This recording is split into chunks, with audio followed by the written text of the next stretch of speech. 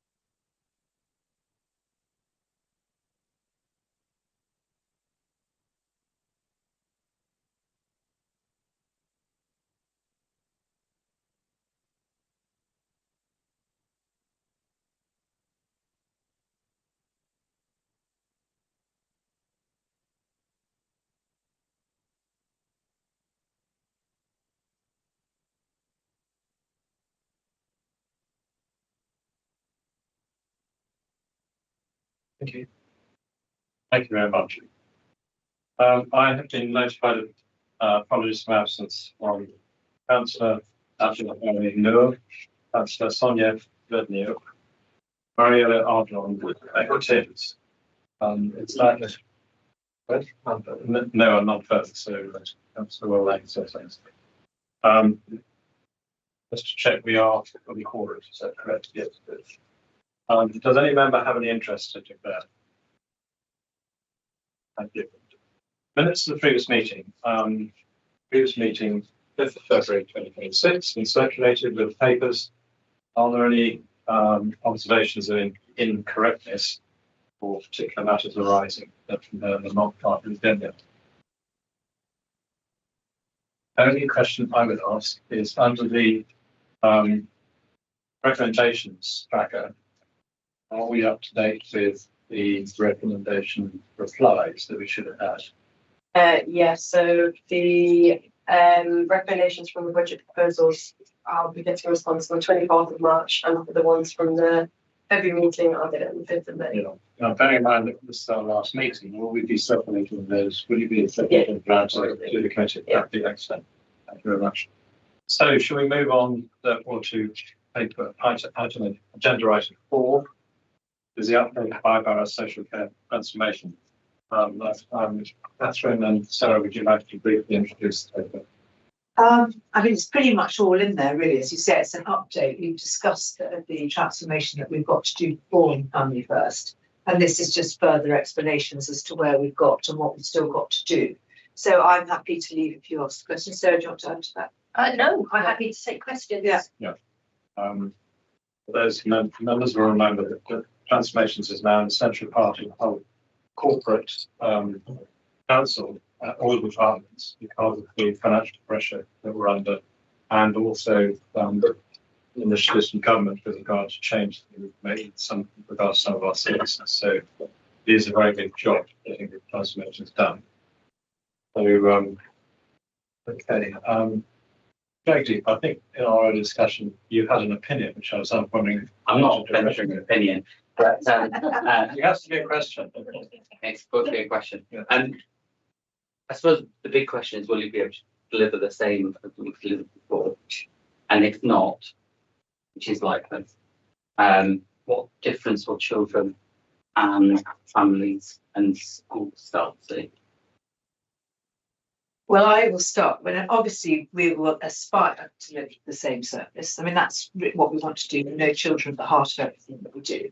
But as you probably noticed in 4.6 in this paper, we are flagging that there is a risk that if we have to sort of cut our services and cut the number of staff that we have running these services, that our Ofsted outstanding that we've had for the last 10 years might be compromised by that. But that's, we're not just saying, oh, well, that's an excuse, so we're not going to do our best. Obviously, we're going to absolutely try to preserve the very good practices that we already have. I think that's right. I think, the aspiration is to continue to deliver the very best service for children. I think, we've got social care reform, we've got the best start in life strategy, and we've got the SEND reforms. I think that what we're trying to do is think about locality delivery areas, putting our family hubs at the heart of what we do, and then wrapping the statutory report around them, whilst retaining the great links that the family hubs have with schools and with our health colleagues.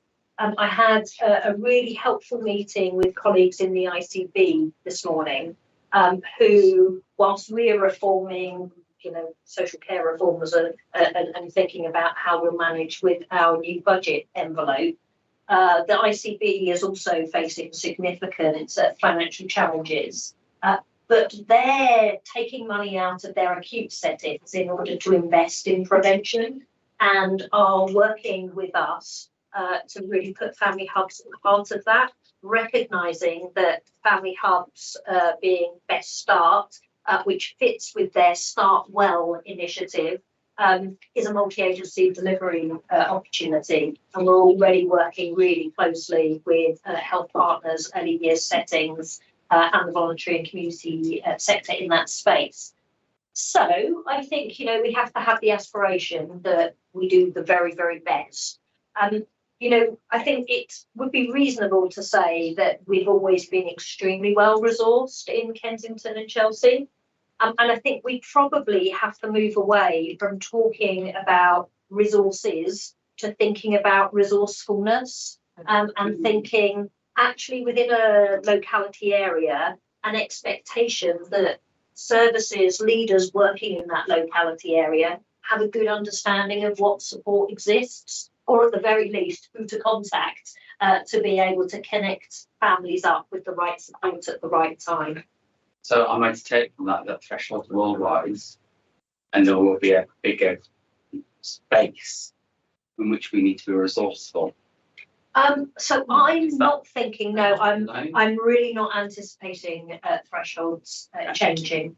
But I guess where I think we need to shift to is, I often sit in workshops and I hear parts of the system saying that, there's a gap in another part of the system, and that other part of the system referring to a gap in another part of the system. And actually, when you look at it, there are very few gaps, because we have quite a few services and resources here. What we don't do is make the most of them always, because they're quite fragmented. So it's how we bring them all together. As I say, thinking very much about the locality delivery areas, where at the very least, everyone working in those areas knows who to contact. Thank you. I'm thinking about it'll take me back to when we did mapping work in the past. Yes. And that kind of didn't go somewhere from the school's point of view, but as you see, that could be useful. Okay, and it might be helpful for me to pick up outside of this meeting with you, Jagdeep, so that we can ensure we learn lessons. Yeah. Could I voice a question of Councillor Noah was unable to come tonight, so he has 3 questions in relation to the paper. First of this, in relation to this paper, is given the financial pressures and the planned service restructuring, what specific safeguards are in place to ensure that children and young people with the highest levels of need, particularly those subject to child protection plans or child in need plans, or at risk of exploitation, do not experience disruption or reduced support during this transformation period? to answer that. Yeah, I mean, you can't. Okay, we're not making any changes to our service quality and review service. So we're going to retain child protection conference chairs, child protection advisors, independent reviewing officers, and they will continue providing the support to the locality teams so that we ensure there is an independent lens monitoring the well-being of our most vulnerable children. There's some ambiguity in the reforms about multi-agency child protection teams, with some authorities taking out their conference chairs and independent reviewing officers. At the moment, there are probably more local authorities cautious of that, including us, and therefore we're not proposing to make any radical changes in that area. And because they're multi-agency, it's the same attitude, if you like, or assumption being made by the partners that are in that multidisciplinary team. So at the moment, our service quality team is not a multi-agency team. The proposals to create a multi-agency child protection team through the reform, locally, the police are saying, well, we have a multi-agency safeguarding hub. We'll have to look at the functions of that and see what it is we can deliver differently with the resource we've already invested there. Health partners are thinking the same. Yeah, and you talk about ICB. I mean, the limited experience I've had through being a governor in an acute hospital, we're almost being briefed the ICB is going to cease to exist for this. That they've taken out 85 or 90% of their budget.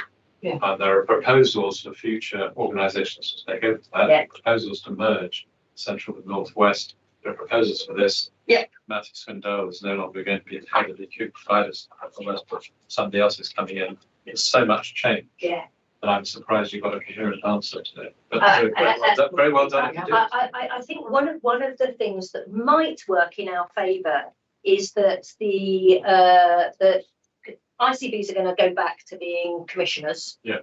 And the commissioning arrangements for SEND are now going to be located alongside safeguarding under one nurse, very senior nurse. Yeah. Having the two parts of the system together might actually be more helpful from a children's perspective. And if I can join up with the police you referred to, then you get some joining up of the bits. Yeah. So you're right in saying the challenge is making sure that joining up works. So in theory, it's great. And actually, we thought this is a really sensible reform actually to do that. But it's just because the police are under the ICB is, everyone is, that we're hoping they've got the resources to come together. So is it, I mean, this committee is obviously coming to the end of the corporate year today, or a few weeks. But is this a message that we should pass on to our successors, that this may be a subject area that would be worth having a look at with you? Absolutely. We need to keep a really close eye on it over the next year while we continue to transform. So could you capture that as a recommendation if everybody's agreed with that? It seems to be an important area, joining these bits up with partners outside the council, which fits the council, because everybody's reshaping, budgets coming down. But what you're saying, slim down organisations sometimes might find it easier to actually talk to each other. Possible. Let's be optimistic. Yes, right. It's an aspiration. Okay. Moving around the table, Nicholas, you had, I think, a question on it. I did, but I think most of it was answered. It was about obviously the question of reducing costs, keeping the offering the same, going points 5.10 and 5.11. Well, actually 5.10 about how you're going to increase capacity. So that's an increased cost. You're obviously going to the most vulnerable children. You're going to continue to look after. So that's going to be a flat line. There's not going to be many cuts there. So these synergies you're asking, or that are being asked to be found, these synergies are going to come from who's going to lead the more efficient organization. The more connectivity among all these different groups. So I In guess practice. what we're doing is we're bringing together the two sovereign social care services in Kensington and Chelsea and Westminster together under one management structure, which will take out significant cost of associated senior management. And you know, our first principle has always been to try to preserve the front line, because they're the practitioners, you know, working in partnership with other professionals across health, education, police, the VCS, but most importantly, supporting our children and families. So it's going to mean, you know, well, to be really honest with you, KNC and Westminster are small enough that we should be able to manage with one management team rather than two. You know, other local authorities are much bigger than us, and you know, don't have the luxury that we've had by having two structures. So in and of itself, that there's efficiencies right there. Yes. Yes. And synergies that can be found. Exactly. Would that mean an increased workload for those that? Yes, it will seem, so from their perspective, it will be an increase in their workload. But you know, I would remind them to think about colleagues in other areas who are doing this on a daily basis and have been for a long time. Is it going to be an investment in the IT infrastructure for this? So we are looking at the IT infrastructure, and how particularly AI tools can help us, and because that again will drive efficiencies. So AI was my next question. Yes. Okay. Sounds good. And no doubt looking at IT and AI will be aligned with the borough's review overall. Absolutely. View of the cyber attack. Yeah, Absolutely. Yeah. Okay, that's perfect. Yeah, I have two questions together. It's the same. How will the service ensures children remain safe during the transformation process on this one? And the second one is the impact of the borough partnerships and services.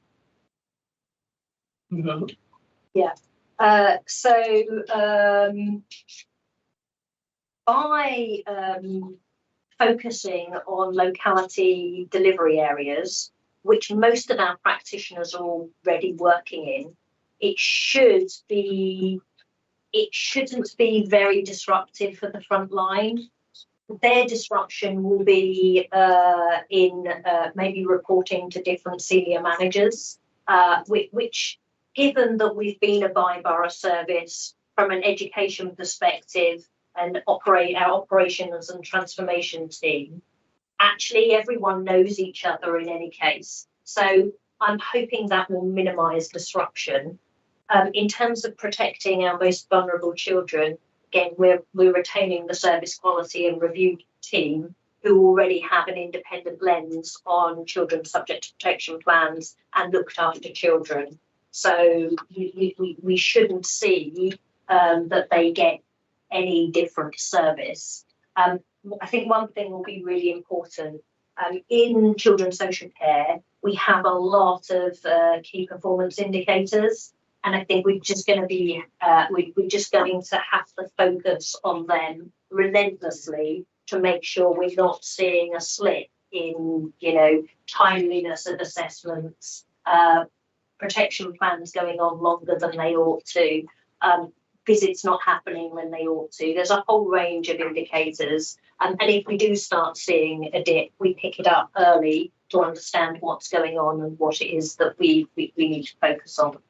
Yeah, and I was just going to say, during the cyber attack, when the systems were down and they didn't have access to it, it was amazing how the social workers actually, as they knew the children. And it was one of the bonuses of being a very small borough and having a north team and a south team. And so they got on the phone, they knew the children, they knew the families. And I think that's quite reassuring, as you say. If you're in a huge county, you wouldn't have that, and they know the schools very well too. So hopefully that will, you know, they shouldn't have to do, and they were having to write everything down and input the stuff back in the system. So hopefully they'll be fine. But you know, the point you make about being extra work, yes. And I think that's one of the things that we're concerned about. is the disruption of the service, the uncertainty, the pressure they might feel. So it's something, as Sarah's saying, we've really got to keep an eye on the extra support they need and to make sure that they have got the right tools when we are about to introduce a new AI tool. And then, as Will was saying, looking at the whole council who's about to input a whole new AI structure on top of everything we're doing. Okay, thank you. Kathleen. I think just a comment really, the sort of key principle of preserving the front line is a really important one, and I sort of welcome that as a key guiding principle. I think efficiencies are the way of the world now, and I think it makes a lot of sense. Really, but Thank you. Thank you. Very good. Sorry, if I can just make a comment, schools, children spend most of their time in schools, and we're going to be really reliant on schools picking up the phone and saying, hey, we're seeing something different, something isn't working, so that we can get on top of it as quickly as possible. David, There was a reference, I think, by Catherine, but it may have been by himself, about Ofsted.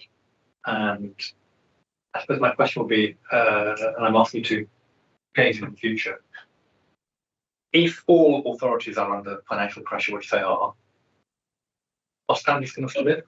And that there will become increasingly few local authorities with outstanding and few is good, and actually everything goes down. So I think,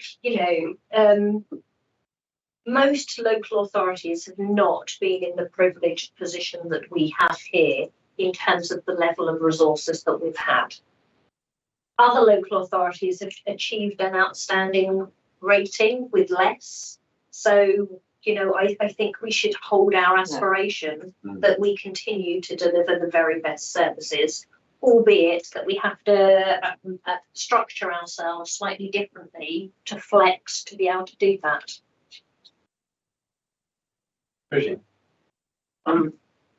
I think most of the questions have been asked. But so, Sarah, just to clarify, I look at the page on page 14, for instance, one of the non-statutory services, the targeted early help. So am I right in understanding that we, for the time being, have no intentions of reducing any non-statutory services?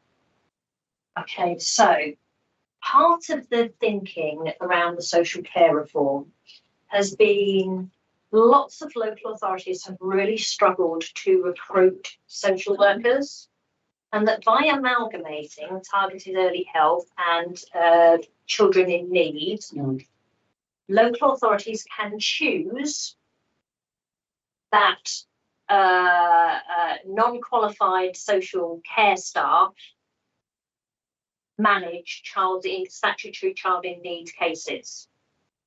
We are not going down that road, and we've been very clear to the DFE and to our staff. We are going to retain qualified social workers to do child in need work. And we have to think about what that looks like from a family's perspective, because what families say is they don't want changes of practitioner.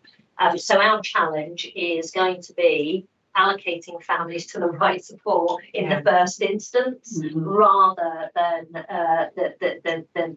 creating unnecessary change. But we have got no intention to stop providing targeted early help, and we've got no intention to water down the social work. But that's the right frame. Because, as in all these papers, it's the early intervention and the prevention is what's so important. So if you sort of take that away from the very early stages where you see the issues arising, then you're only just sort of ramping it up further down the line. So I think absolutely we want to stick with the targeted early help to hopefully help people straight away so they never step into the children need in the more serious categories. Sure, just come. I just want to slightly understand, again on page 14, the second paragraph from the bottom. There are lots of figures of families that receive, target early help, etc. So you've got, as of 31st of January, you've got 277 who receive the targeted early help, and then you've got another 822 child in need assessments. And there are lots of other figures. what is the period? You say as of 31st of January. When did this start? I mean, is it only the last year, last 2 years? So at any point in time, you can see how many children and families we're working with. Right. But has it increased? I mean, how do we know the trajectory? That has it been on the increase? Or- Yes, yes. I mean, post-COVID, I say yes. I mean, we're relatively stable because again, we're a small borough, so we don't see massive numbers. We don't see our numbers increasing massively. But yeah, I mean, yes, they have gone up. We've got more. We've got probably about the same number of looked after children, but if you dig beneath it, we've got less unaccompanied asylum seeking children and more children coming into care from our local population, which reflects an increase in the number of protection plans and an increase in the numbers of children in need. You know, it's what we want to do is think whole system and how we work together with our voluntary and community sector, with our early years settings, our primary and secondary schools, our health partners, police partners, to think about, you know, how we ensure we've got the right pathways for children to identify additional need as early as possible, provide the right support that allows that child to thrive. Okay. And Chair, if I may just my I should add, within really difficult and challenging contexts, you know, cost of living is rising. We've seen that there's been a crisis in mental health. Post-COVID, attendance at school has been a real challenge. Behaviour at school has been a challenge. We're seeing more young people go down the pathway of crime and violence. So, you know, I think the circumstances for family living are tough. Yeah, which you say in further on in several of the papers, and of course domestic abuse, which has increased, which is going to We're going to come on to exactly. youth violence. Last Could you question, yes. constrain this? Right, and my last one, please, 16. We talk about the savings target of almost 3 million. How realistic is that?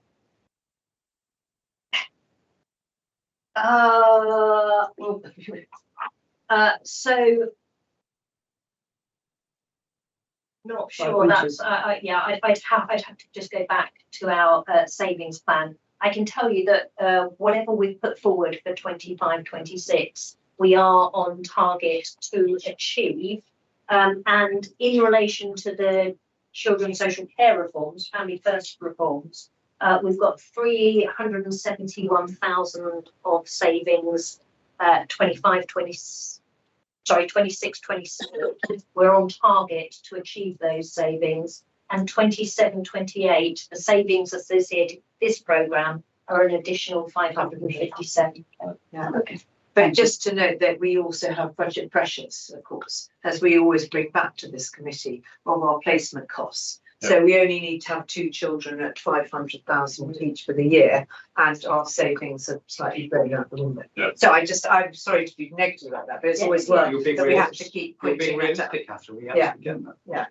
Thank you, Chair. Okay. The thing that I found interesting from our visits to Cheney Hub last week, it's not something the paper today, but it's coming out of that, was that they told us that they probably had the most accurate sight of who the cohort are, in the sense that they get birth data. And I presume schools don't get birth data as such. They only get data with relation to people who approach them just for their children to go to the school, make application and that sort of thing. So ensuring that the cohort of children in the borough, and just looking at borough-related children, because of course schools have people from out of borough, but related to borough-related, which is presumably going to be the cohorts going to be reported as in 4.8 on a ward level, because the aspiration of the outcomes are measured on a ward level. And that will be tied back to schools, and then but presumably also to ensure coverage, and people don't fall through the net. That's going to be going back to the family hubs who have this sight of the population as a whole, both if you like, private sector schools and state schools. That covers the whole cohort of births in the borough. So that was an interesting. My reaction was that if the family hubs worked well within the right protocols with schools, that they would have some background data which the schools didn't have per se. Working together, they could make sure that they had good coverage. And then as the schools, be it a stay and play or nursery or reception of primary, that works through, then there's a bigger footprint with the children in the school than perhaps there is in the family hub. So there's a need those organisations to work very tightly together under this CY and NATED, be it the SEND or be it education. So, and just in passing, presumably the change in the pension settlement from next year and the years afterwards will help with your savings, where you're. I don't think it would necessarily be allocated to our portfolio. Not your portfolio, but I mean, generally it might. Presumably, it'll help with regards to people who work in the family hubs and people who work in the schools. I don't think anyone's in a position to talk about how it's going to be allocated yet. It might be that you remove the debt. So it's a whole conversation. It's going to help. It's not a conversation. I'm not talking about specific allocation. Yeah. Talking holistically. Yeah. But I think therefore we've been round the table, and my reaction to the paper as a whole that it's definitely a work in progress. Absolutely. And the comments that were made about tying up the different partner organisations, Luke, hopefully you captured that as sort of recommendation that we could make. So my proposal as chair is that we take that subject area as a recommendation to pass on to the committee that's here next year. Well, pass on to the lead member now, but also that it goes through to next year. No, just that's the course things are included. I was just thinking that when you do come back, it'd be useful to know more about accountability and governance. Sure. You're going to be shared for us. Yep. And then how I know you've got good links with other local authorities. So how are you going to tap into those larger local authorities in London to learn about how they work? Yeah. And then what are the savings that can be made through joint training across the two local authorities? And what other things you envisage happening across the two local authorities? And whether your locality teams will change in shape.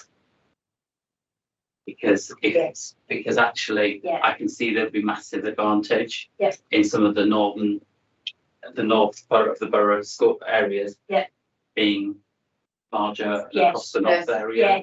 Because that would be a massive advantage to a lot of us. Yes. And Totally actually, anyway, that's totally agree. That's extremely helpful. And we can answer all. We can bring something back on all of those. Thank you. Thank you. And Luke, if you have any difficulty in deciphering what's just been a rapid conversation, make sure that you have input from Sarah particularly.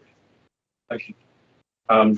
Okay, so I think that takes us off to take 4 on to take 5, which is the SEND statutory reform. So any introductory points that either of you would like to make? Well, as you know, the SEND reform has just been announced. It's still going to be under consultation, and this paper discusses what has been suggested, but also how we're going to go about responding to it by listening to our schools and the parents and all, particularly our schools. So I'll be interested to see how the school teachers here might want to respond to what's coming. Because I sort of felt the pressures, particularly on them, that the new SEND reforms pushing back to. But I think one of the things that we feel quite reassured about, as it says in the paper, that the overarching principles that are mapped out by the SEND reforms very much aligned with the principles that we already had in our own SEND reforms here. So a lot of the things that are suggested, we feel we've already done or we're well on the way to achieving. So unlike the previous paper, where it is a huge sort of upheaval of transformation, I think this is just continuing, well, we hope, along the path that we'd already advanced upon ourselves to do. So if anyone else wants to ask us questions about how we can do that. Richard, would you like to kick off this time? I don't really have any You don't questions. have Does he know that? David? I'm just going to go for on page 22, topic 3. We have brief answers, 3.1, 3.2 and 3.3. Yeah. Supporting, so we already have our sort of inclusion strategy and our SAND strategy locally. So, I mean, we'll very much be following along all of those, which will, as you know, the inclusion of children in mainstream schools. For start, we have a higher percentage of our children in mainstream schools than anyone else actually in the country, 55%, which is one of the key things SEND reforms, to keep children in mainstream schools so they felt included and not sort of being separated out right at the beginning. And also we have a very high percentage of young people with SEND who are already accessing our local schools. So I think that's the sort of really important thing, is that this is what the reform is asking us to do. I think that's something that we've very much been focusing on. But I think for the bit about the inclusion of young people with SEND locally and in schools, that's slightly the questions that we'll be wanting to ask the schools, and particularly the secondary schools, as to sort of what impact that's going to have on them, and some of the reforms that are being proposed. Just so I know, roughly how many are there SEND children? So it's about 18% of the school population. Yes. 18%. It's in the paper, yeah. For children with Give a SEND. number. Of course, the number of children with EHCPs will be less than that. Could I clarify just something factual on that? Is that 18% of children in our schools, or Yes. 18% of our school population in the borough? No, this is in our Children schools, in our schools. In our schools. our Yes. community schools, not our independent Not the schools. independent Yeah. schools, but it will include a large number of children who come from other boroughs Yes. in our schools. Yes. Yes, exactly, yeah. 13%. And of course, children with EHCPs might be receiving education out of the borough. So unpicking the third point, which is how with the voice of local family, local school be incorporated in this responsible white paper, possibly slightly complex, but unpick. So we produce a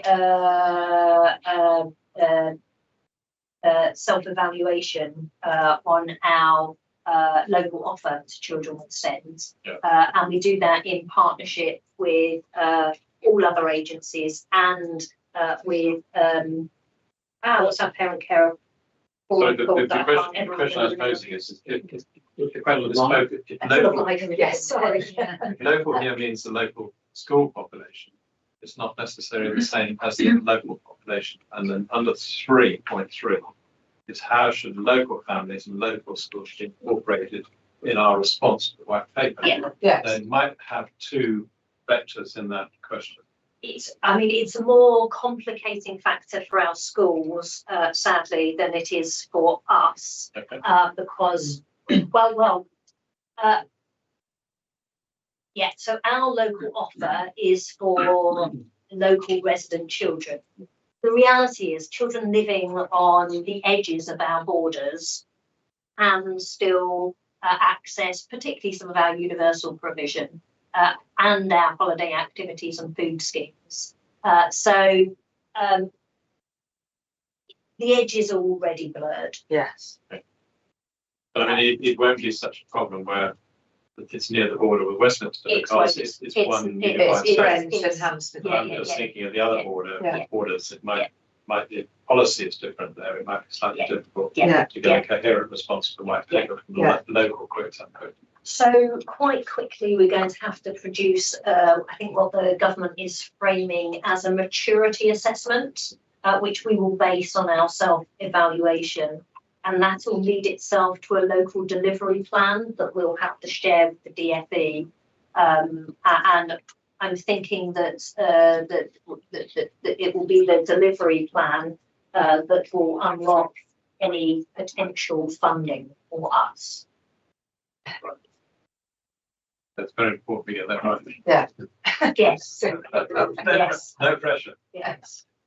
Can I pose Councillor Lur's question, which is the report highlights early identification and quicker support as key priorities. Yes. What are the current waiting times for assessments and specialist services, such as educational psychology, speech and language therapy, autism or ADHD diagnosis? How will the reforms improve this? There's sort of many different parts of that. So for the EHCPs, we've got a 20-week. We're meant to have done it within 20 weeks, which were pretty good. I mean, we're usually at 100% within those 20 weeks. I mean, every now and then we might go down to 98%, but that's sort of been kept up to speed. I mean, I don't know on the assessments underneath those what percentage off the top of my head. So, in partnership with the with our health colleagues, we invested in Confident Communicators program, which is about the speech and language offer in primary schools. We know that there are wait times for specialist health assessments. We now have services whilst families wait. So it's not all about the diagnosis. It's about trying to provide the right support to the right families at the right time. I think the biggest challenge we've got around wait times for assessments is is the wait times for autism diagnosis. I don't have the wait times to be able to share off the top of my head. They're absolutely not where we want them to be. Through the SEND Partnership Board, we've been challenging our health colleagues to make investments in that part of the service offer in order to bring those wait times down. They are coming down, but slowly. Some of the challenge has been getting the right practitioners in the child development centres in order to complete the assessments. The ICB has invested in an organisation who can now do some of those assessments rather than them doing them at child development centres. I can absolutely share data that shows where we're at now and what the journey has been over the past sort of 2 years, and where the trajectory is moving back forward. To the recommendation we had from the previous paper, that is getting the bits, with changes in the ICB and changes elsewhere, it's getting the bits to talk to each other, even if the organisational balance has slimmed down. Yeah. It's joining up the dots and addressing the issues. Yeah. And that's potentially holding up, so there are other parts of the chain not sort of delivering on time, then will hold up the whole assessment. But the delivering better value money that we got with the speech and language communication, that was also about training teachers in schools as well to notice and pick up the signs very, very early on. So even we delivered that in Goldbourne Maxilla nursery school. So, really young children sort of looking out to see, why aren't they talking? Aren't they communicating properly? So that was, very much this thing of if you can even pick something up right there in a nursery school, then you might prevent it being a sort of, them having a sort of special need or disability later on in communicating. And we are now required to have a SEND specialist as part of the pre-birth to 5 offer. So we'll be very much looking at who's able to do that role and how it fits with our family hubs. Yeah. The contact team are one person on the team of how many? So we are required to have a SEND specialist for the pre-birth to 5 pathway. But what we'll want to do is look at who we've got in the system who might be best placed to do that, and how we link that person or those people with our family hubs offer. The issue around diagnosis for autism, isn't that also to do with the fact that we have not only have an increase nationally, but we are outstripping that national data as well. Yes. That's part of the reason why there's a difficulty with getting to diagnosis. Yes. Yeah, that's the point. Thank you. Yeah. Where do we rank nationally? Roughly. We're an outlier in terms of our numbers. Okay, so David, you've answered your questions in one, didn't you? That was very good. Jackie, do you I didn't have any questions. no question?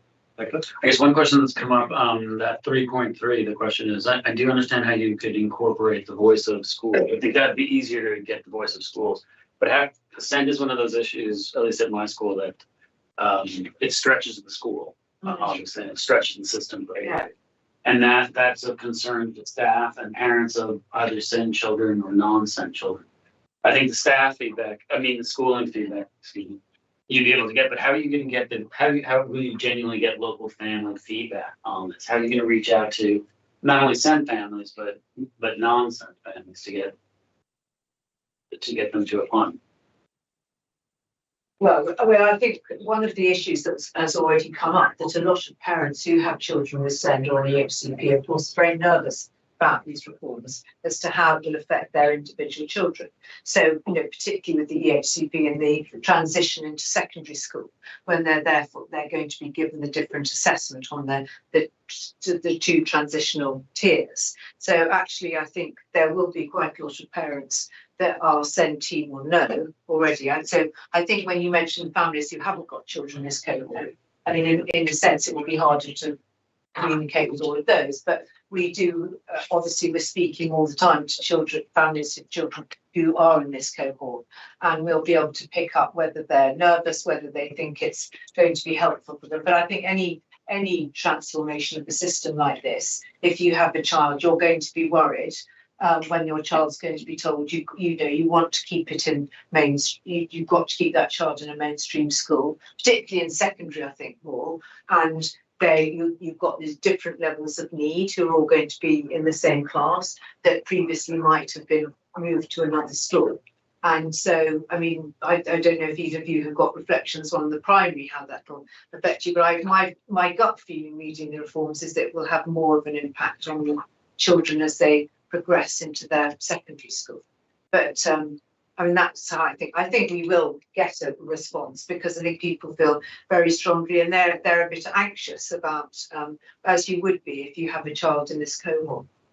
I think our reflections in our schools was that when we looked at the white paper, it isn't actually a shift in practice for us. Okay. And actually, the practice that we have is very similar to what's been expected. And the reason for that is because we are in London. Yeah. We're always ahead of the game. Yes. Often when government makes reform, they tend to codify what we're already doing. Yeah. Which is flattering. Can I just build on that? Because I met with Georgia Gould as part of her speaking with various sort of stakeholders, including she met lots of parents and children. And she said exactly that, Jagdeep. She said she'd forgotten that actually she was so aware of the offer in West London. She hadn't expected it not to be replicated in other parts of the country, and was quite surprised at just how varied the local offers were. And it was really encouraging to hear from her actually how assured she was by the local offers. By the local offer here. Yeah. In West London, especially, which tends to be quite strong. And yeah, it's really good to hear you say, Jagdeep, that local schools absolutely embrace diversity and promote inclusion, Absolutely. which is why we get some of the best results in the country because of that. And, we do have a higher proportion of children with EHCPs who are already in mainstream schools. And even secondary schools, where you talk about every school having a hub. Yeah. And every school having a resource base in secondary. a lot of our secondary schools do. Exactly, yeah. If we have best practice and we have a joined up approach between different age groups coming through, and therefore hopefully a better preparedness for school and expected, outcomes. One of the things I've been talking about with Jody was about he said that there's been some research about the fact that this good effect doesn't always persist later on in children's development. This is some historical research. And doing early interventions doesn't necessarily mean it persists through time. That was about early, that was about 0 to 3 or 0 to 5 early years education. But it doesn't always have the impact. It has impact until 8 and 9, but it doesn't, unless you teach in a certain way, it doesn't have impact into late adult life. Yeah, and is that something that we need to watch for in this? So again, I think, all the way through the SEND strategy is preparing for adulthood. Yeah. And I think, the principles behind the white paper are early intervention, local intervention, that services are allocated fairly, the intervention is evidence-based, and that there's a shared responsibility across the system. Well, our strategy is absolutely reflecting those principles, and I think I think just about every organisation in our system embodies that. Yeah. Good. Nicola. I guess just to finish up, follow up on my question, sorry, Chair. But again, I understood how you can be in contact with the schools and understand how you can be in contact with SEND parents. And I think you, Sarah, get what I'm asking. Everyone gets what I'm asking, but the non-SEND parents are also stakeholders in this process. I think need to be, and I think the connectivity with trying to reach out to them is going to be more difficult. And there's Because there's going to be anxiety among that group as well. Yes, two sets of parents with that. You got families where there is one child with SEND and one child without, and they always talk to us about inclusive offers, that all their children can go to.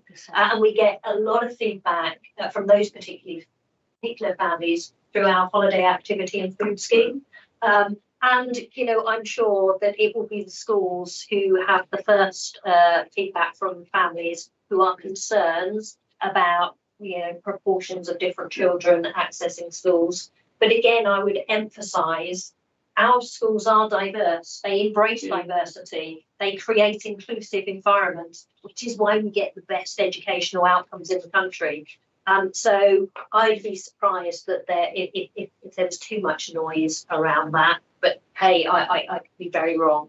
I'd like to think that parents are choosing to send their children to our schools because of the ethos of our schools.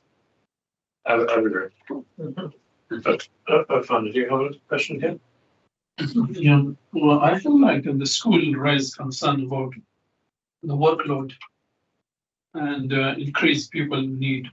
What additional support will Borough provide to ensure staff can effectively support children with this? And well, that's the detail that isn't existed in the white paper, because they mentioned they will be giving schools more money for absolutely that, to give them extra support. But we haven't received any detail as to how much extra funding they'll get. Because you're absolutely right, they will need more resources to deal with the extra demands that are put upon them. So that will be something that obviously we'll be feeding back. That, it's all very well saying that, but actually, what is your metrics? How are you going to decide how much each school gets to actually manage these reforms? Yeah, and I think that's always been the tension in terms of the gap in funding and the provision. And I think that the anxiety that somebody picked up on around parents, I think there is anxiety, particularly those who think, will we lose our education healthcare plan? I think, that's the anxieties that I'm picking up in terms of it. So I think, we do a lot of this as schools because we're directly in contact with parents, but I think that's managing expectations really important. And understanding sometimes that diagnosis doesn't necessarily mean heavy loaded support. So I think, again, it's understanding what it will mean financially is really important. And again, managing that expectation of parents. But I agree with you insofar as a lot of the practices in place. And therefore, I think the changes won't be as impactful as perhaps, hopefully they'll be positive. Yes. Yeah. Thank you very much. Nationally, the system is broken. Yeah, absolutely. The numbers of EHCPs have gone up because parents have lost confidence in the system and want something to point to say, this is what you said you'd provide. I need it provided. Locally, we haven't seen our numbers of EHCPs rise. In fact, I think nationally it's 8%, locally it's 2%. And we've worked really hard to establish trust with parents, trust with partners, in order that, when people don't get what they want at the time they want it, we can say that this is what we can do. And I think that's really important. Not going to fix a broken system in 5 minutes. It's going to take time. Parents are inevitably going to be anxious about changes being proposed around EHCPs. It's still not clear what extra support is being provided to schools to, assist with the tiered support system and the individual support plans.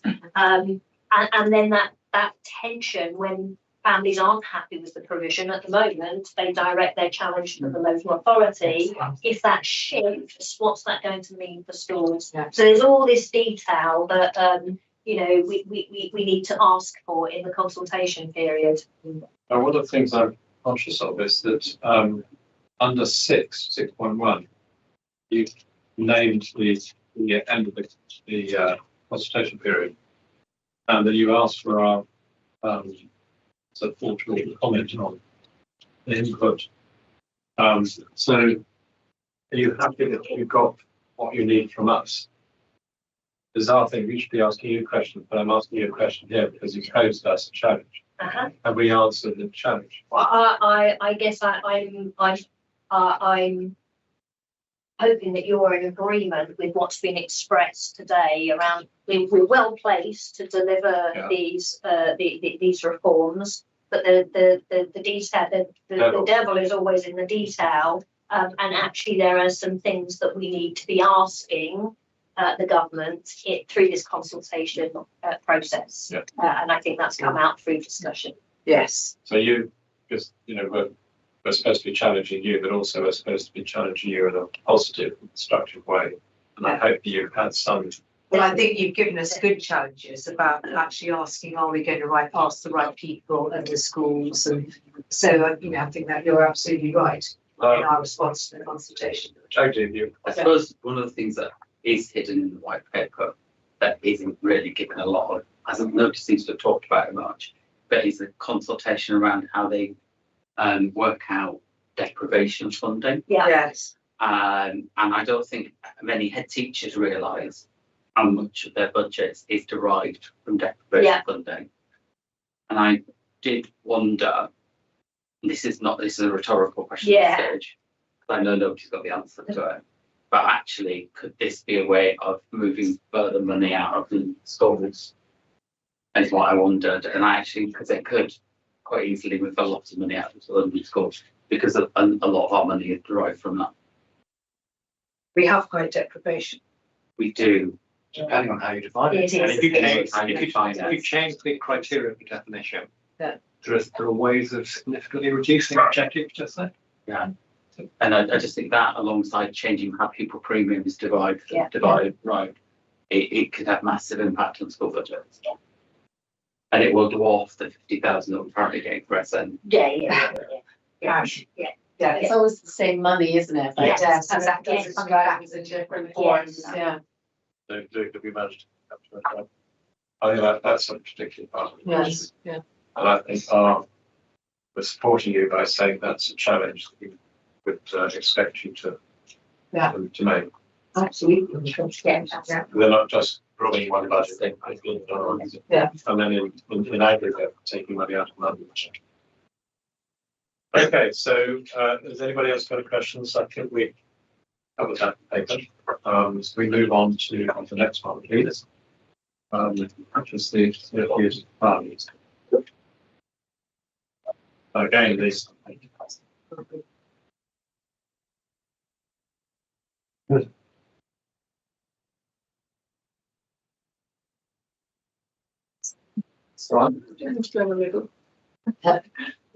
Front and centre.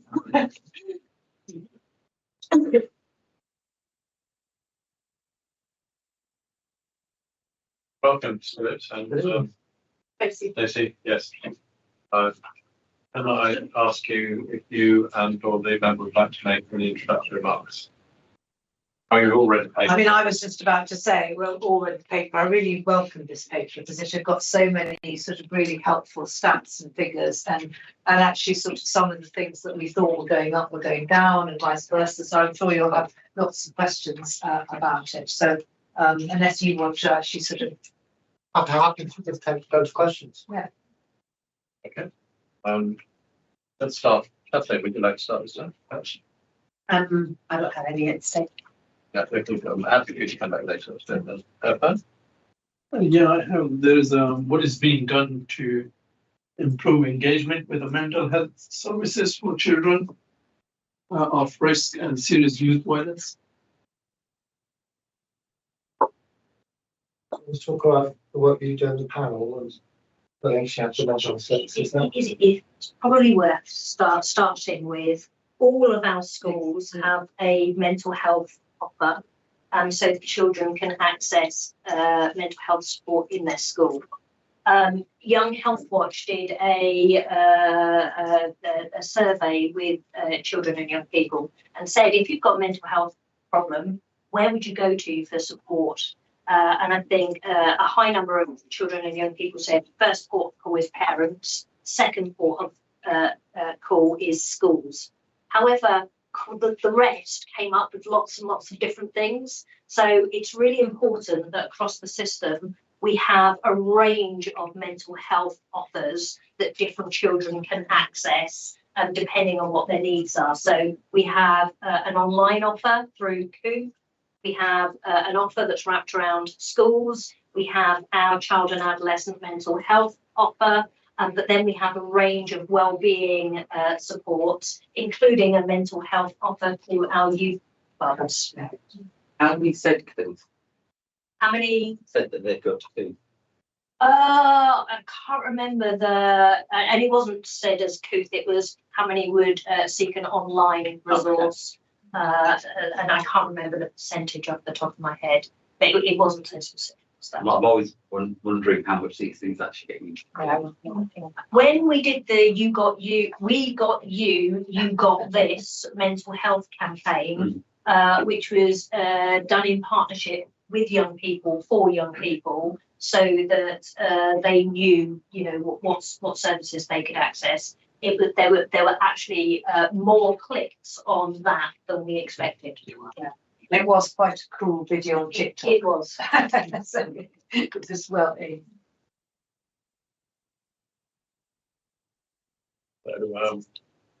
So, do you have a secondary question or you? Come back later. So, yeah, the second, sorry. Are we supporting most vulnerable children, including those with SNP, and was most affected by serious youth violence? That is really relevant to the last paper that we were discussing. Our youth offending service does have strong links to our SEND service, and we also have a speech and language offer as part of our youth offending offer. But I think what our youth offending staff would say is they're working with adolescents whose SEND needs are only just being picked up, and actually, had their needs been identified much earlier on, they probably wouldn't be in the position that they're now in. Which comes back to then the whole issue around the SEND white paper, putting specialists into our pre-birth to 5 pathway so that we're identifying needs earlier. I mean, I think it's fair to say, you know, we're now seeing adolescents who have been through the system a number of years ago, and our send offer in primary schools is much better, I think, than it used to be. We're learning things all of the time. We're investing in different things all of the time. So, you know, schools are better able to identify children who have additional needs at the earliest opportunity, I think, when they see children. Our challenge is sometimes when young people haven't been born here and haven't had a consistent journey through our system, but actually have arrived in the UK and then accessing primary or secondary schools, you know, as and when they arrive. It's one of the indicators. Attendance, if they're going through the early parts. Attendance is it is key. Yeah. Nicholas. I had a question more towards the back. I did think it was a very important very important paper. Sorry, but towards the back, you go to at the conclusion. It says it's important to acknowledge that an initiative or intervention may not affect change and positive outcomes straight away. I was just wondering. It seemed a bit ambiguous to me that there's not a lot of discussion about key performance indicators, key performance metrics, what performance is. I know you say the timeline may differ, but there must be some timelines on certain things to show that that this is having some positive effect. So it felt a little vague. Yeah. I was wondering if there's any more meat on the bone that could be added. So I mean, our youth offending service has key performance indicators, and there'll be some crossover with some of these young people. Our serious youth violence duty goes up to young people aged 25, and capturing the outcomes for the 18 to 25 cohort where they're not care leavers or have an education, health and care plan is more difficult, because in children's services we no longer have responsibility for them, and it's where's that data being captured. And also in point 3.49, which gives you some idea of the data of the children and the outcomes there of the 15 cases. So on the whole, it's very successful interventions. Given, well, you might say, Stacey, given the output of these 15 cases, potentially all of them could have ended up in the criminal justice system, but actually only 2 did, which I think is successful. Yeah, and we worked really closely with the University of West London to understand this, because we recognise that we don't understand everyone's much longer life journey, and this is work that we're trying to do to prevent further violence or further risks later down the line. And the kind of the impact toolkit that we use with young people, they've done, it's obviously an academic research that they've done to say if they're performing well in these areas, then that shows that they're on much more positive life chances beyond the work that you do with your engagement. So we're using that to say, well, if we're building trust, if we're building resilience, if they're motivated to change their behaviours, those are the things that they need to be able to be in a positive place for people, ensuring that those good outcomes we're seeing now continue through life as well. So certain metrics are ticked, and then you think that performance will continue. Yeah. Effectively. Yeah. So that's what the academic research says. But the projections would continue along that line. Yeah. Yeah. I'm curious, is it linear or is it? Not always, I don't think. No. Right. Yeah. It's complexities, and there's loads of factors obviously that impact that situations that. Not always necessarily in their control, but these things, if we have good indicators in these areas, then you would expect to see really good outcomes for people long term. We make sure that when cases are closed, that we're in a collective position where we think risk is reduced, there's positive engagement, we've got certain things in place to ensure that this child doesn't need a higher level of intervention to continue any longer. And step down to other services. So it's not just an end of care. Actually, there's a step down to services, and then if there's anything that takes place, they need to step back up. We can we can step back in again. Is how we kind of try and work it. So it's not just risk is reduced. On to the next case. Yeah, that makes sense. Thank you. I did have a question tonight, and that was around how do you support children, siblings of children that are involved in serious youth violence or at risk of, and how do you support not just the younger ones, but sometimes even the older ones as well, in that circumstance. I'll say that. And I think again, Jack, to go back to the previous paper around social care reforms, thinking family first. Yeah. So you're not just focusing on the one child, but actually thinking of the needs of all the people in the family, actually, because very often we know that there'll be issues that the parents are experiencing that we need to address alongside the particular challenges with the young person who may be dealing with serious youth violence or being exploited criminally, and then what that means for siblings, because we know very sadly that there can be a correlation to one child going down the criminal pathway and then siblings following. Thank you. And then in terms of generic work or universal work that you do, what does that look like, and what age do you normally start working? Do you do universal work? Yeah. So the Youth Justice Board has invested in an early intervention programme called Turnaround for young people who are coming to the attention of police in order to divert them from the criminal justice system. And of course, our early help services and, I guess all the work we all do to try and keep children in school, enabling them to learn, enabling them to thrive. All of that work is all about the support we provide to prevent children going down this pathway. I think where there are indicators around school attendance or behavioural issues, our early intervention teams, family hubs, you'd hope that they get involved at the point that normally schools identify that there's an issue.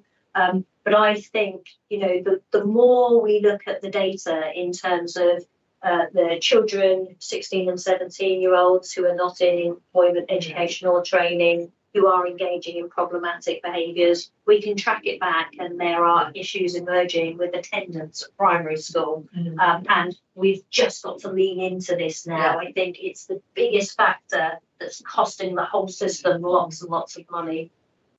And life. Yeah. Exactly. Okay. David. I've got several. Very quickly, first one, red versus blue. You will have read about this in the press in terms of gangs. Is there an issue in KMC or not? So we have responded to issues on social media, been keeping schools informed, but nothing has materialised that's been problematic. On this paper, I'd just love to know how many full-time and how many part-time staff do we, the council, police, and whoever else, have preventing and dealing with, particularly preventing serious youth violence? What do they do? How do they operate? And my last question is, what is the role of voluntary organisations? I know, for example, that the Harrow Club a number of years ago was interested in funding for it.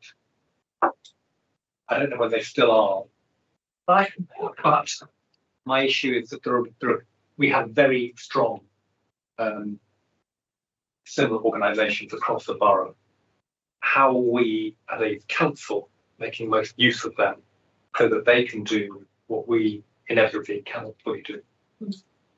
If I can start with the Yeah, charities. So, with the voluntary sector, you're absolutely right. They're really helpful partners, like the St Giles Trust, who are absolutely fantastic at having mentoring from ex-criminals for young people who are getting into trouble. Harrow Club have a late night. But a lot of our youth clubs are really, really valuable partners for all the work they do.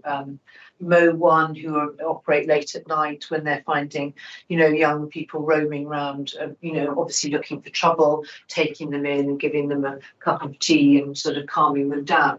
So you're right. So, you know, it's good news that we can keep funding some of the youth clubs to do the valuable work that they are doing. And I know that through communities you fund more. So you might want to talk, we do it in children's services through Fit for Life and the big, you know, those ones, but you also fund St Giles Trust, don't you? We don't fund St Giles Trust currently, but we have in the past. Yeah. And you're right, we have a really close relationship with a lot of VCS. So some of them are quite specialist, and Yeah. some of them do quite targeted work for those who they see to be at risk of violence, but not necessarily at the threshold for statutory services intervention. We have a really, really close relationship with them. But then actually it's increasingly a broader range of youth services as well. And I think it's about us all having establishing that we know each other, we trust each other. There's the professional relationships across all the different agencies and services, so that when things do need to escalate, they know the referral process is in. So we've done a lot of work in that space to make sure that all the youth services and youth workers know the safeguarding referral routes, know the youth justice team, know the community safety, so that we have a really close, we're a whole network of professionals that can support and safeguard children with any disclosures or risks that come to them. Yeah. And that's been growing actually. And there was just an event called It Takes a Village, Yes, which yeah. I know I want to talk about, which is where they bring all those partners. Do you Yeah. want to talk about that event? Because it just happened last week. Yeah, so the It Takes a Village is kind of what we've described the project that kind of does that, and that includes social work in schools. But it's all about that we've all got a role to play in terms of reducing violence and safeguarding children. And how do we work together, and how do we ensure that all services have the information, whether it be about community safety and youth violence, but actually the other factors in the paper as well, about mental health services or the standard safeguarding, and making sure that people know about the services and trust the services to access them when they need to. So that's the kind of the ethos, I suppose, that It Takes a Village work. And that is built on young people's voices and community organisation schemes as well. I would say aligned to that, we also have a youth violence reduction network, where we recognise that there are a broad range of organisations that might be working in this space, but be concerned about young people whom they're working with in this space around these issues. So we set up a youth violence reduction network. But there's many of those VCS providers, some of them quite small, into a space where we could talk to them about best practice, about where to get support and help and guidance, what the pathways, what the current learning is around this, what common profile is locally as well. So that's a piece of work that's ongoing at the moment. It's really successful, that runs aligned to the It Takes a Village. Because we recognise that there's everyone has a role to play in this, and the VCS are absolutely crucial. Any sense of numbers? So Is it 5? Is it 50? No, I mean, David, I think if you look at the serious youth violence strategy, there are a whole number of pillars that support it. Identifying where we think there's an issue, assessing the needs of the young person, preventing escalation, disrupting behaviours of the people we know who are exploiting these young people, and then bringing those people to justice. So there's a whole number of professionals who sit in each of those buckets, and I, you know, so many people sit in those buckets. It depends, you know, just how wide you're wanting to go, because this is a system response rather than individual people. Yeah, okay, so you have lots of people in all those tranches, all those pillars. But they are doing some of their work only on serious youth violence, and other of their work is on other important but not serious youth violence. Well, I don't know how you can disaggregate the whole prevention pathway, because actually, you know, we're all in a space trying to prevent serious youth violence. That's what the work is about.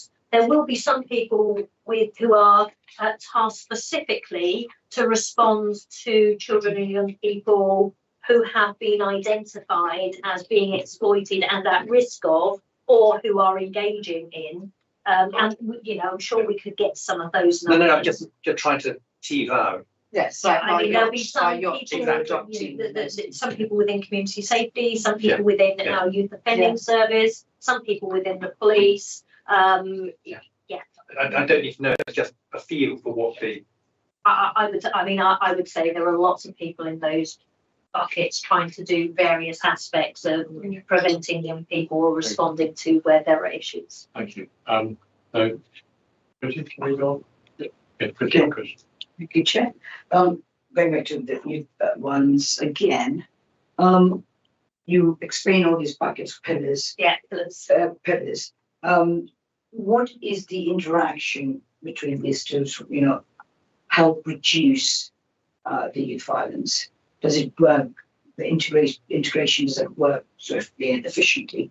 Or is there anything that the council we can do? So, I mean, we now have a statutory duty, and we have a serious youth violence prevention board, which brings together health, police, probation, youth offending service, community safety, children's services, in order to think through what we know locally and how we're responding.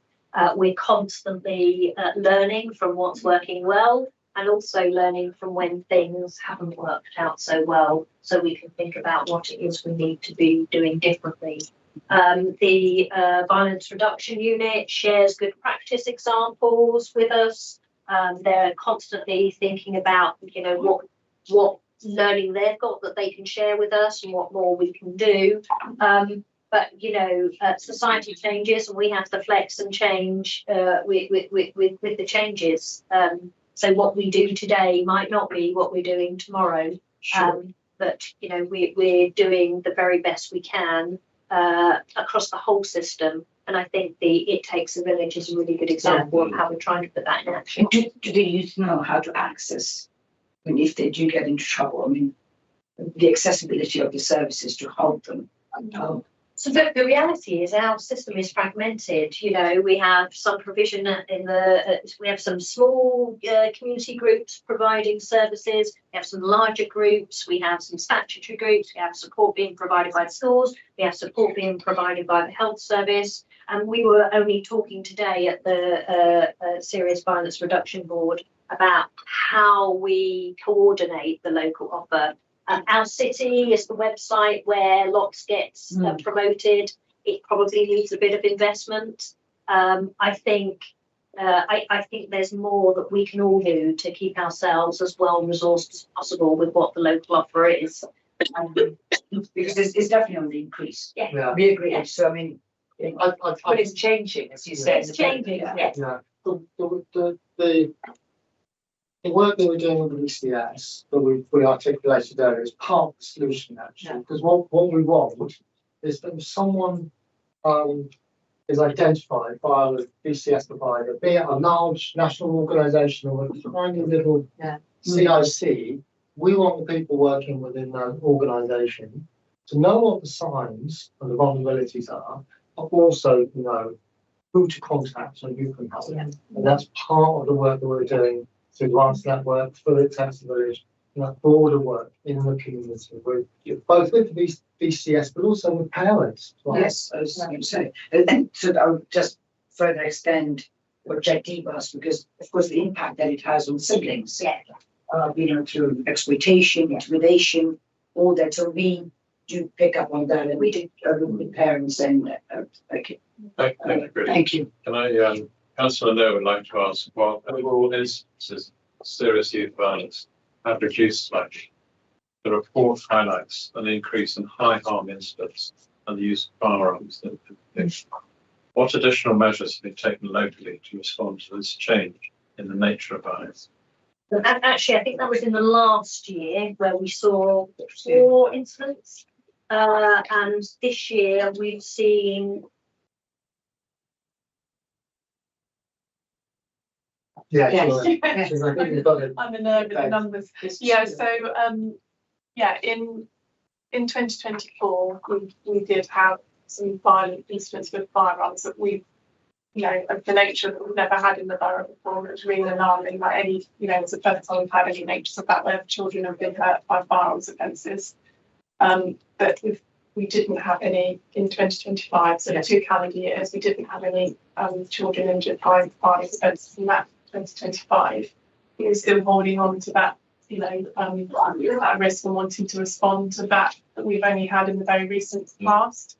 We're working really closely with, obviously, police colleagues have been doing a lot in terms of responding to operations, responding to access to firearms on very organised crime level, and making sure that firearms are less accessible, and also ensuring that there's justice in those cases and suspects are identified where there are firearms events taking place.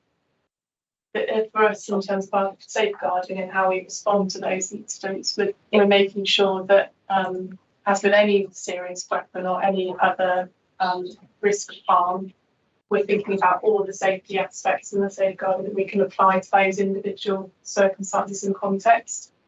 And we also want to ensure that the community know where they can go to report things anonymously, so that they can trust and come forward with things where they, that would be a very fearful thing to do, to come forward, especially when where firearms and other really serious violences are working. So there are ways to report anonymously, but so that information can be acted upon. And I think community needs to be able to trust services to come forward when there's something that's sort of worry or concerns them, is a really big important part in that space. Yeah. Okay, thank you very much. Attendance cropped up here again. Coordinating different organisations, in particular including the DCS. Yeah. Okay. And then access to reporting, and that's just in what you've just said just now. It would take a lot of courage to report if you in any way found out to be doing that. In some instances, maybe reporting something that doesn't actually exist, and it could cause a lot of disruption for no reason. So you're focusing on those things, putting them together. And another word that came up was inclusion. So that people, if they don't feel comfortable in one context, one type of knowledge and service support, they might in another one. Presumably part of that's driven by age and culture and background and a whole number of different driving providers of that. So in one way, the richness of the multiplicity of providers is a good thing. On the other hand, coordinating them so that they're efficient and effective, and the sponsorship we give to them is public money well spent. It's a tricky balance to get. So I don't understand it's a lot of, as you put it, nerdy work to do that. Thank you very much. I don't know whether there's really a recommendation coming out, but I think the attention to attendance and coordinating with different organisations perhaps would be the two things that struck me. Does everybody agree with that? So I think if we could capture that. So I think Mr. Taker, we've gone through all the questions in class, so thank you very much. We can move on. Thank you, first of all. Sorry, Mary, did you want to ask anything? I do. I thought you'd raise your. I'd squeak if I want to. Yes, good. Thank you, then. So, thank you to Stuart, Stacey, and to and to Sarah.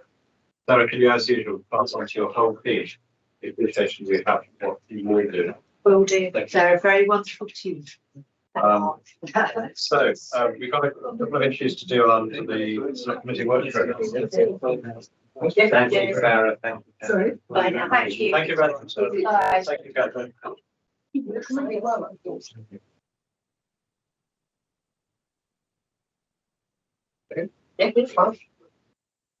Stuart, thank you. Thank you, Stuart. Thanks, Stacey. Thanks, Stacey. The work programme report is an update on work programme and security activities, setting out the reports. It says upcoming meetings, but actually basically it's about meetings to be had. And we've got an addendum in this report, which I'm going to invent in a minute, the round table that we had. So I think the items that I wanted to pick up on are really under 1.6. Let's see if anybody's got the points in these mentioned. The committee is holding, it says here the committee is holding a roundtable. We did hold a roundtable. Yeah, when it was published, it hadn't happened yet on the papers. Yeah, but we've got an addendum appendix report which captures that workshop. So if we could just go to that appendix first. Those of you, that's basically Jagdeep and Priti, are you happy with the way this appendix has been recording what happened in the Yes, workshop? I was, you had made some amendments. Yeah. Yeah. Right, so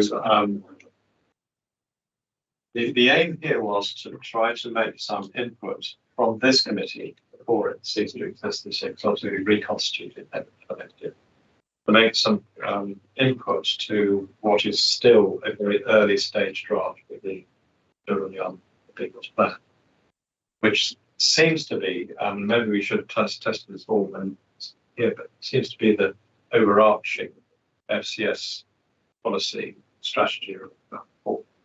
At one point I was trying to tie all the SEN and that sort of stuff, not into it, but that it was aligned to one of the crucial things to my mind is that all the different policies and strategies of the Family Children's Services team, they actually make sure that their policies are all aligned. And since the Children's Young Person Plan appears to be a very high level strategy, that really everything ought to be aligned with that. And if it's not, questions then ought to be asked about why it doesn't align and are there particular reasons why not, or does it have to be a change in the more practically orientated policies and action plans that go underneath that. So it's a sort of 3 to 4 year plan that sets the strategy under the overall umbrella of the council plan and the council plan action plan, which is the sort of council's strategy. And it also has to be aligned to all the partners they work with, particularly NFS-based voluntary centres. So it was a very useful roundtable discussion. I think my first observation would be that this is a subject that our successors next year as a committee should definitely pick up at an early stage in the summer, because the drafting is able to be basically complete to the same timetable as the new council plan action plan by September of this year. So we have the election, we have the new council, we have the select committees and so on. And the officers in the meantime will be developing the drafting, but not subject to scrutiny. So, so we need, I think, to be, I suggest that we have a recommendation initially that we pass the baton on, if you like, to the next committee. But one of my observations about scrutiny is that it tends to rather start from base principles and new beginnings, beginning of a new corporate year, and spend the first period doing a lot of analysis about what it wants to do. Now, constitutionally, that's kind of quite right. There is a risk that we waste that period from May to September. We've got May till the end of July. There's some possibility of having maybe 1 or 2 meetings, and then you've got the quiet period of the summer. We'll come back in September, and there's only about a month before we get embroiled in the budgetary process, which takes over a lot of our work. Add on to that the statutory reporting that we have in the committee and the regular committee. There's not much space in the year for doing stuff which is discretionary for selectmen. So I would make a strong suggestion, and I don't ask for your support, that we actually pass this one on as a very, very strong candidate for a request by our successors to have an update briefing from our officers at the legislative that time, how far the Children Young Persons Plan has developed between now in March and in May, June. I think in that time officers will have made a lot of progress in drafting, because they get away from our political interference for a period, particularly during an election year. I think do their sort of due diligence together with that. I've got one question, well, before you do that, and that, things here, I was on your head there. Is there anything you think that should go into this that isn't there? Yes, you. Yeah. Sorry, so. Put you on the spot. I'm Okay. just wondering whether there's anything, 'cause obviously but there was not many of the meeting. Yeah. And actually, I just wonder if there's anything that you think should be in the young person's plan, because obviously that affects what we do. It affects what they think that we need to be all doing. It's a very good question, Joe, so I was going to come on to that, but the first part of the thing is that this plan, how and where it's got to by May should be looked at by our successor committee. Is that something we could ask our colleagues? Sorry, because there's the upcoming. Consultative. Yeah. I think, would it be possible for us as heads to consult each other and think about anything that we think should be on the Absolutely. I mean, because actually everybody asks children. Yeah. Everybody asks officers, but we don't get asked. Okay, maybe you can make a recommendation as part of this that they consult those and heads. That's part. Okay, let's do that. Yeah. Let's do that. Let's make sure there is let's divide of teachers, heads, and I think it's a school very good suggestion, Tony, but let's divide this up into parts. The first thing is that the very development of the plan and where it's got to by May is something that we think our successors should be looking at straight away, early, because otherwise they'll miss the opportunity to make an input. And second thing is what needs to go into that thinking, and as a second recommendation, that the expertise and involvement of heads of schools should be consulted. I'm not sure that I would know the best mechanism to do that. I think we can help officers with that. Yeah. They know anyway. Yeah. But they don't know. They normally come tell us what the plan is. Yeah. But they don't normally consult us on it. But the thing here is the role of scrutiny is to look not only at what has been done, but to suggest things that might be done in terms of that's why I was pausing it a bit. What has been done will be what they get to by May. What needs to be put in is what you're talking about, well, which is a parallel. I also think it could be a really, if we're going to buy borough working and we're going to have one officer team, etc., it might be a really good way to start that process. Yeah. That's a different conversation, actually. Yeah, and I think from what we've been talking about this evening about the joined up, I think that's going to be really important, particularly when you come to the delivery of some of the new SEND reforms. We're looking at early intervention, we're looking at tackling attendance, youth violence, all of those things is really dependent on really good partner work. And I'd say that that's my comment. I think that is something that's really important within this plan, that the partner work works really strongly and effectively with schools.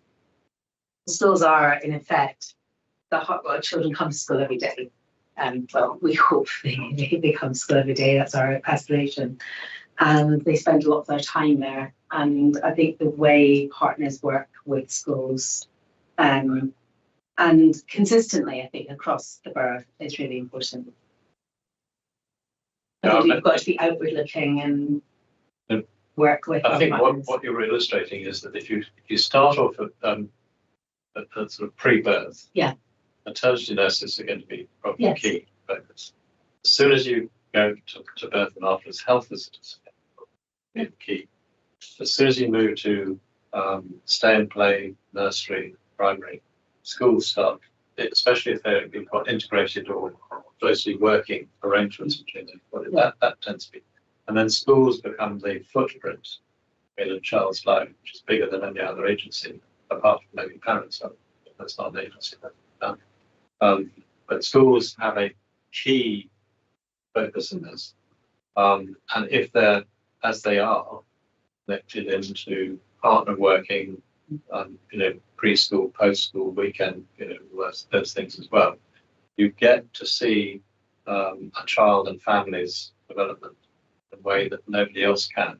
You may not be the specialist in every respect, but you are in some respects, obviously with education and so on, but you see the whole family and you see the what they were talking about, and siblings and parents and all of that. So yes, I would agree that schools are probably the main driver of this, but they're not the driver at the beginning. And there are some anachronisms like the the family hubs do get data on births, which schools don't. So that's a sort of, if you're looking at coverage of the cohort. So putting these different bits together, the thing that really does unify is actually what Sarah's talking about, the pathway of the child. Yeah. Because the only person or agency that lives through all of what we've been talking about is the child. The parents as well, but I mean, it's the child that lives through its life. And you're closer than most agencies at a very early stage, especially if you've got early years and so on. But then you've got this big footprint right the way through to the end of secondary. But the rather it's linking up with all the other agencies as well. But so getting that experience that you have into this thinking and thinking of the development child CYPP is essential. And the question here is for governance. I think that we think through what the best mechanism would be. One of the best mechanisms. So there's no need to do that. I think we just need to pose the question. Yeah. I think we've agreed the paper will. But I think one of the key elements of how this does work well is the very fact that you're on this committee, and why this committee draws on having some heads in its cohort, generic. Can I just confirm then? So along with the 6 recommendations in the appendix, are we adding an additional 2, one to recommend to the new committee to look at the Children and Young People Plan first meeting, and then for to consult heads? And school staff. Yeah, school staff heads, okay. Are we agreed to what Bella's just suggested? Yes. The 6 in here plus the 2 she's just mentioned become our recommendations from this roundtable. Okay. But clearly whether they run with it or not is up to them. No, but if they make a recommendation, they have to respond and reject or accept. And they can, if they want to reject it. Yes, of course they would. I absolutely agree with you. I think so much time can be wasted, so much ground can be wasted unless you do have that continuity. Yeah. So I absolutely agree that it's really important in terms of efficiency and moving things forward in the best interest of children. So I'm absolutely for it. Thank you very much.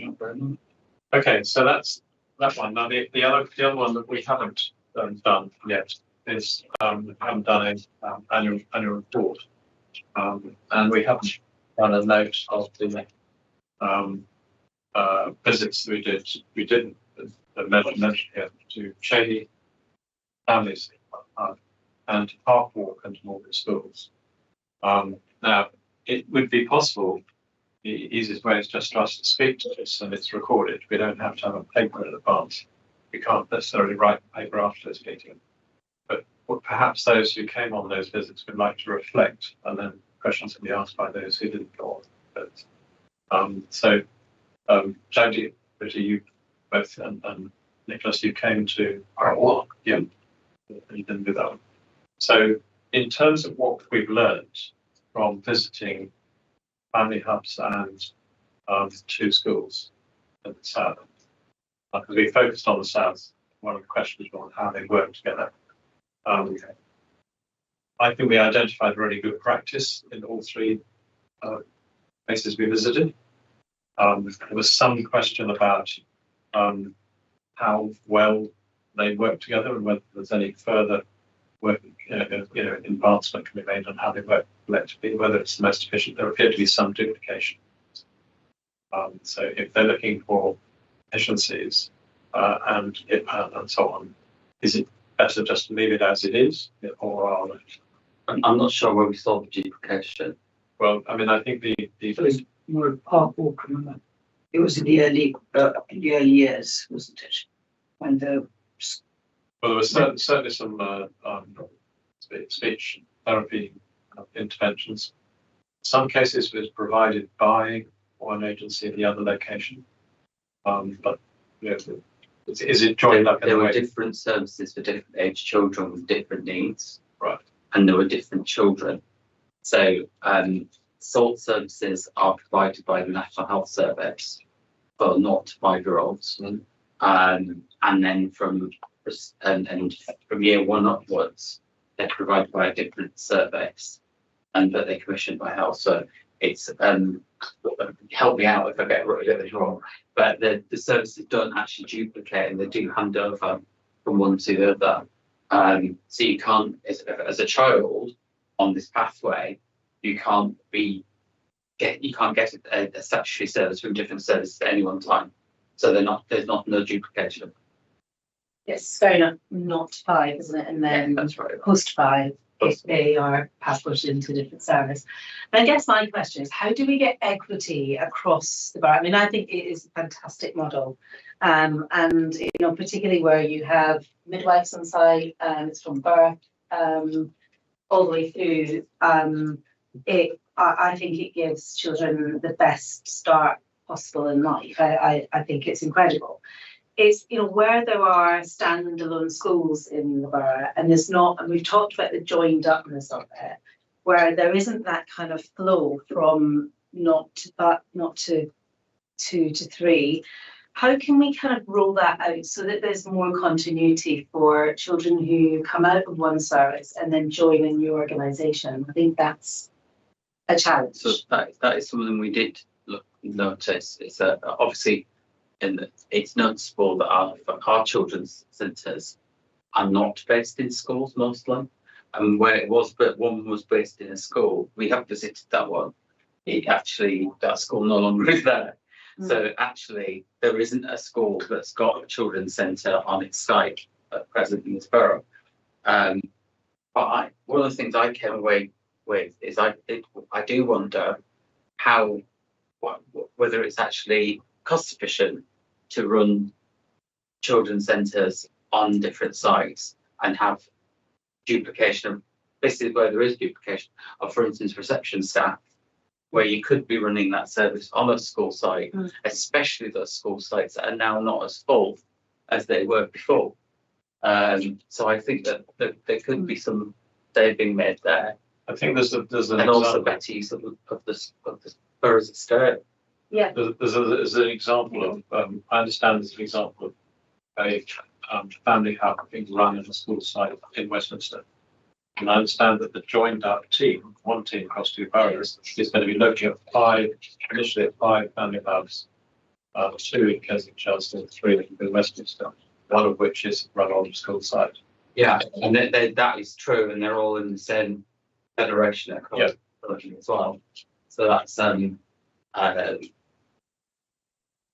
that comes with a different issue, doesn't it? Because actually we know as heads that different heads will feel, and that does come to your question of equity and access, and whether it's and whether that is fairly distributed. So, for instance, in that situation, the choice has been made to have all of those children's centres in community schools, understandably because the council owns that part of the estate. But actually, there's an equity issue then about making sure that Catholic children and Church of England children have the same equity. Yeah. Well, you have to. It's an equal society. You've got to. All religions, everybody has the right to be included. What challenge do we want to give to officers and also our successor? I think it's how you give kind of some sort of equal access. And it's not necessarily the same model everywhere, but how you make sure that child's pathway, and I think it goes back to what we were talking about, is really consistent and smooth, and they have the same access regardless of how that model works in a school. Or I think it comes back to partnerships, and I think it comes back to from the moment that child is beyond, like before they're born, and just that kind of joined up approach. So I don't know how you put it in a succinct way, but I think it comes back to partnership work. And it comes back to making sure that all children in our local authority have the same access to the same opportunities, especially the disadvantaged. I get this right, it's looked at from the child's point of view, Yeah, not the absolutely. service provider's point of view. Yes. Because, different service providers have their own sort Yeah. of professional view about. what I think that's a should really happen. powerful way to look at it. But look, we're making a Yeah. customer friendly or child view or child pathway. It's a holistic Yeah. view, holistic view over all what the child experiences the entire period. But also, I think we've got a duty to introduce parents to what is available in their local area at the early stage. So not just going to a children's centre, but like for instance, we used to do baby weigh-ins at Colville, and that's what used to happen 8 years ago, 10 years ago, Yeah. and that came to an end during the pandemic. But that was a children's centre doing their outreach work in our school. And because those baby weigh-ins happened at our school, those children then went from the baby weigh-in to my play and play and to baby massage. And then they went on to being they signed up for nursery while they were there, And that then actually protects our schools, because we actually ended up with children that otherwise wouldn't have thought of parents that thinking about state education, that otherwise weren't thinking of that. So you get to know the child from a very young. But if that's spread across our estate, then it could actually help our state provision.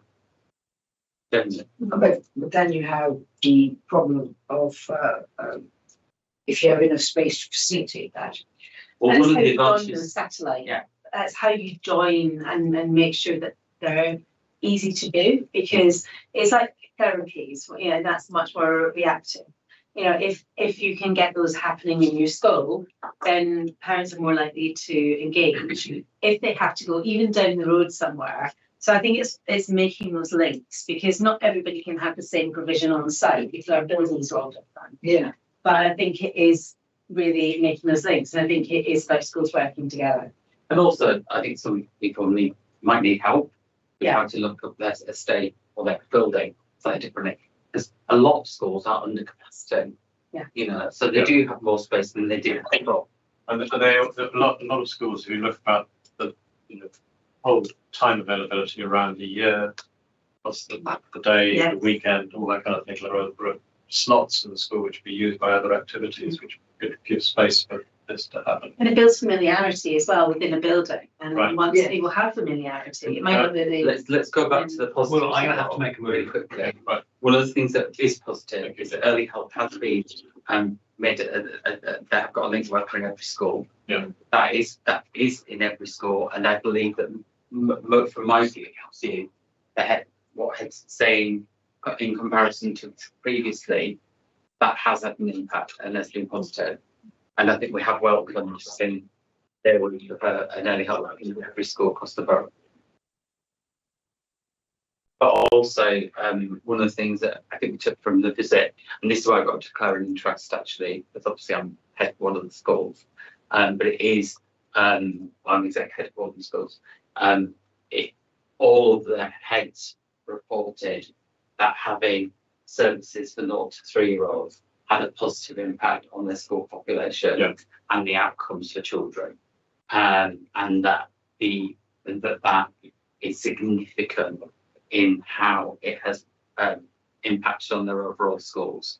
So I think, but it also, I need to caveat with that, in one school visited, service was 48 weeks, and that does bring with it additional responsibility and expectation on school staff, and Well, difficult isn't growing then.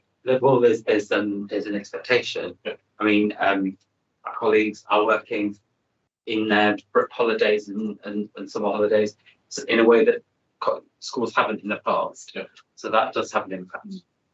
Okay, we're very short on time. I just wanted to take you through 1.8. So are we happy that we've covered the visits and Luke, you've captured our discussion? And there's some suggestions coming out of that. If when we read the transcript, I think there's a full recommendation there to that, I think we just need to make sure that everybody's agreement to the general sense of it.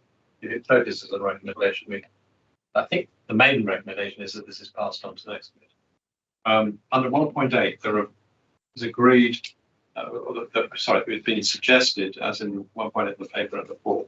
Following items have been suggested, FCS Directorate for consideration, FCS planning for the next year. So we're happy to take that on board. I think that covers it. Yeah. Can I just say as well, if anybody has any other suggestions for items for the work programme for the next committee, you can just email me and I'll add them to the list. Any other questions? I was going to say thank you to those members who won't be around next year, but I mean, I guess we're being reconstituted, so none of us in theory are around. Thank you for sharing it well. Yes, thank you very much. Yeah, thank you. I also wanted to say thank you to the officers. Yeah. For the whole next year as well. It's been a difficult support. Thank you very much. You can make your train. Yeah, I think he might just make the train. Finished? Yep. Thank you. I got to sign that. I got to sign the decision. I really wanted to get on.